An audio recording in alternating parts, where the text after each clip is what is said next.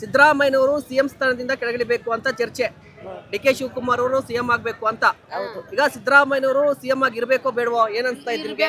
ಇರ್ಲಿ ಬಿಡಿ, ಒಳ್ಳೇದು ತಿಂದ್ವಿ ಋಣ ಆದಷ್ಟೇ ತಿಂದಿವಿ ನಾವ್ ಋಣ ತಿಂದ್ಬಿಟ್ಟು ಇವತ್ತು ಮೋಸ ಮಾಡಬಾರ್ದು. ಕಷ್ಟ ಅಂದವ್ರಿಗೆ ಹಾಕರೆ ಅಷ್ಟು ಇಷ್ಟು ಒಳ್ಳೇದಾಗಿರ್ಬೇಕು, ಧರ್ಮ ಮಾಡಾರೆ ಒಳ್ಳೇದಾಗಿರ್ಬೇಕು. ಅವ್ರನ್ನ ಇಳಿಸ್ಬಿಟ್ಟು ಇವ್ರು ಕೊಡೋದೇನು, ಇವ್ರು ಇಳಿಸ್ಬಿಟ್ಟು ಅವ್ರು ಕೊಡೋದು, ಯಾರೋ ಒಬ್ರು ಆಳಿ ದೇಶ ಆಳಿದ್ರೆ ಸರಿ. ಸಿದ್ದರಾಮಯ್ಯನವರೇ ಇರ್ಬೇಕು ಅಂತ ಹೇಳ್ತೀರಿ ನೀವು? ಸಿದ್ದರಾಮಯ್ಯನೇ ಇರ್ಲಿ ಬಿಡಿ.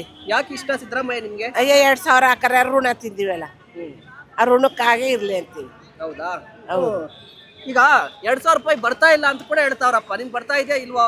ಬರ್ತದೆ, ಒಂದೆರಡು ತಿಂಗಳು ಮಾತ್ರ ಬರ್ನಿಲ್ಲ, ಬರ್ತದೆ. ಈಗ ಸಿದ್ದರಾಮಯ್ಯನವರು ಮುಖ್ಯಮಂತ್ರಿ ಸ್ಥಾನದಿಂದ ಕೆಳಗಿಳ್ಬೇಕು ಅಂತ ಹೇಳ್ತಾವ್ರಪ್ಪ, ಏನ್ ಹೇಳ್ತೀರಿ? ಇಳಿಬೇಕು ಬೇಡ, ಇಳಿಯೋದ್ ಬೇಡಿ. ನಾವು ಯಾಕೆ ಅಷ್ಟೋ ನಾವು ಅವ್ರದ ಋಣವ ನಾವು ತಿಂದಿವಿ.